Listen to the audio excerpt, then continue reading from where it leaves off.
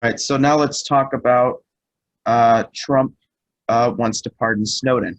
So like there were, and this is something that came up in a press conference that he was in, and I wanted to show that clip real quick. Yeah. Snowden a pardon and bring him back. You once suggested. Well, I'm going to look at it. I mean, I'm not that aware of the Snowden situation, but I'm going to start looking at it. There are many, many people. It seems to be a split decision. And many people think that he should be somehow treated differently, and other people think he did very bad things. And I'm going to take a very good look at it. Okay? I mean, I've seen people that are very conservative and very liberal, and they agree on the same issue. They agree both ways. I'm going to take a look at that very strongly, Edward Snowden. Yeah, please.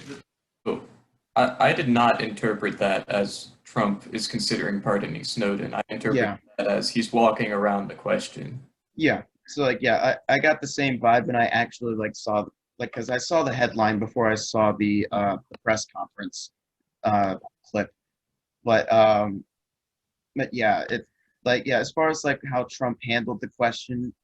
Like, yeah, it definitely seems more like, Trump beating around the bush, being like, yo, like, I might consider it, like he's pulling, like, the like, oh, there's many people on both sides who wanted to have. Yeah, it feels like a plug and chug formula at this point.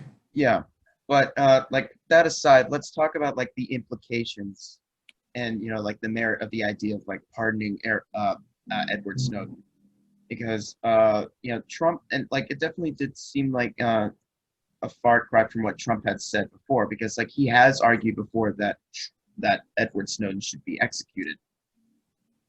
And I was not aware of that. Yeah, or like he said, like we should bring Edward Snowden back to the country to try him for treason. Well, in that case, I mean, but honestly, I feel like this press conference. yeah. But I feel like America kind of committed treason because you're not supposed to spy on your own citizens. Yeah. Well, they broke the Fourth Amendment. I mean, they unlawful search and seizure. They were where Snowden saw this and he blew the whistle, and he was right to do that. I don't really understand how anyone could argue that he was putting us in danger. Yeah, and like I mean, you could make the argument like with Julian Assange and Chelsea Manning, that maybe like their methods were reckless, and you could even make that argument for Snowden. Mm-hmm. Like you could say that their methods were reckless, but ultimately, the only people who were really hurt by this was them. Like they're the ones who paid the real price for what they did. And especially with the Snowden situation, it's not like what he was releasing was like, information that would put our national security at risk. It was really just a global humiliation for the American government. Yeah. It was based on a moral purpose. Mm-hmm. Yeah. Whereas like, the information that Julian Assange and Chelsea Manning definitely did have that potentiality of exposing some like actual like national security secrets, which I don't think any of it really did, other than, like that the U.S. is committing terrible war crimes in Afghanistan and Iraq, among other places. So, and I think they were right to whistle there too. Maybe that doesn't need to be said, but so many people don't support. More people don't support whistleblowers than I like to believe. So I just want to be on the record of supporting whistleblowers. Yeah, back when I was at Politicon back in October, and there was this was like sometime after the impeachment inquiry was first opened. And there's this huge conversation about like whistleblower protections. And, there was a Q&A after this panel, which Kyle Kulinski was on. It was also Tommy Lahren, Lauren Chen, the Rolling Millennial, and Tim Black. The first question was, came from a woman who said that she was a whistleblower within her own company, and she's facing she's facing some scary confrontations, like lawsuits and stuff like that, and that opened up like a short little dialogue about whistleblowers, and Tim Black said you were a hero, we commend you. Kyle Kulinski said I'm with all the whistleblowers, like I'd say free Snowden, free Assange, free Chelsea Manning. Yeah, definitely. And we do need more protection for whistleblowers, whether they're in the government or in the private sector. Yeah. Yeah, we should get rid of all of these, like, what is it? These, like the spying legislation that says if you blow the whistle, you're committing treason. Yeah, Yeah. it's not. This You're not doesn't make committing sense. treason. You're trying to help the American people or do what's right. The espionage, that was the word I was looking for, the espionage legislation. Yeah. Yeah. It's just ridiculous. My dad has a very different opinion about So does yeah. But like my dad I can find some agreements with and other things, but one of our most bitter disagreements is about like, people like Edward Snowden. Like he believes that, whistleblowers should go through the legal process because there is like a legal process for like whistleblowers to make their claims, right? But neither of these people did take that legal process, and my dad interpreted that as Snowden trying to make policy, even though like rather than trying to change, like trying to make policy rather than following it or something like that. I mean, And because if you like know anything, if you know anything about Snowden, you know he's pretty conservative and actually is very pro-government.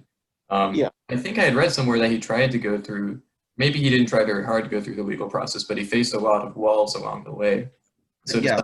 just release the information.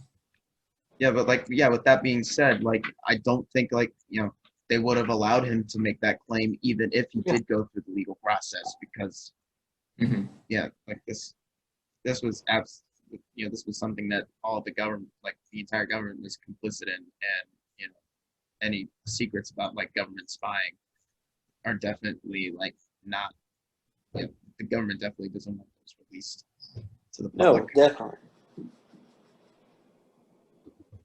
And But also, they make no claim of, for whom it was that he was spying, right? I mean, I guess for himself or something. It's just an absurd claim all around that that whistleblowing constitutes espionage.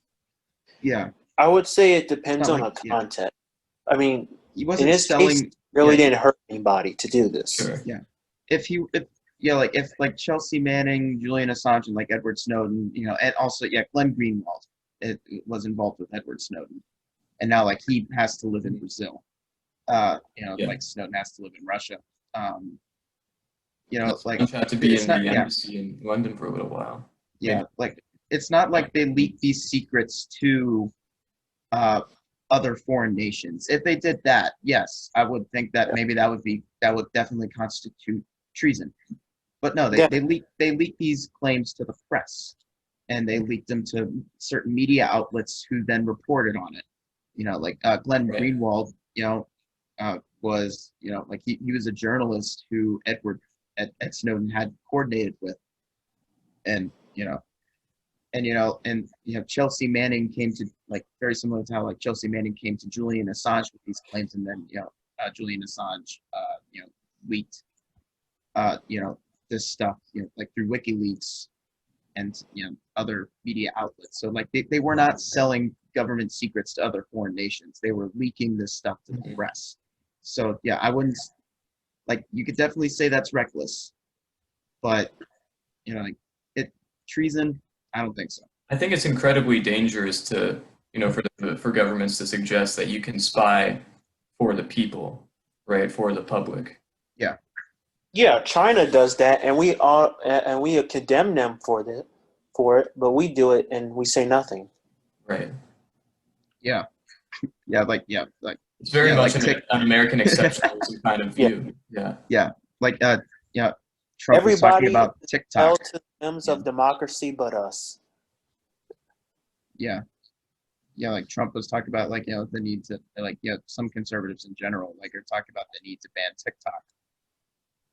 Because like, I still don't understand that. Because like it's a Chinese-owned company, thing, but... and then like they're worried about like Chinese spying on our citizens, and like there's other things like TikTok that I don't know. I think Trump is still pissed off that all the TikTok teens ruined his rally in Tulsa. Yeah, I think that's where it mostly comes from. Trump doesn't really look at a problem at how, like, it actually will benefit the country, but more so like how it benefits or hurts him. That pretty much drives any rich person's ideology. How does this affect me?